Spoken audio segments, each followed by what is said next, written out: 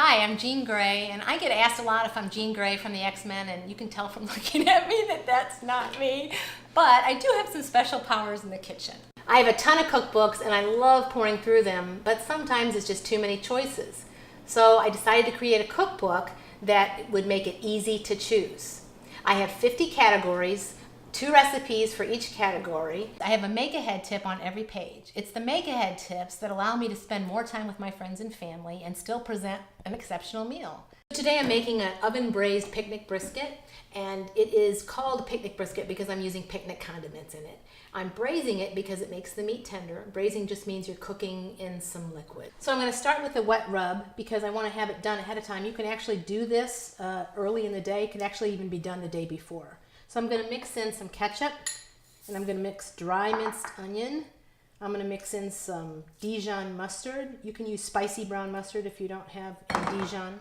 And I'm going to use some beef base. Now, if you're not familiar with beef base, what's really good about this is that it stores a long time in the refrigerator. Once you open it, it'll keep for 6 months. It's very concentrated. I'm using some minced garlic and some cayenne pepper and black pepper. So I'm just going to whisk this together. I'm starting my braise by lining my pan with rough sliced onions. I do this because it gives it moisture and it gives it flavor. It doesn't really matter if you do it all perfect because it's just going to cook down anyway. So there we go. The key to a braise is the liquid. I'm putting in 2 cups of chicken stock and a cup of dried red wine. There we go. So now we're going to put in the rub. I'm going to put that in here. I'm just going to put a little bit of this on the bottom, just for a little bit of flavor. Covering it tightly with foil, and we're putting it in a 325-degree oven for 4 hours. Then we'll remove the foil and brown it for the last half hour. So we'll cook 4.5 hours altogether. It's 30 minutes before dinner, and I braised this brisket yesterday, so here are the make-ahead tips for it. You braise the brisket the day before in order for it to have a long, slow braise to break down the collagen so that the meat is tender.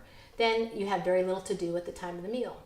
After braising, you let it cool for 30 minutes before you strain the juices into a container. This is where all the liquid gold is.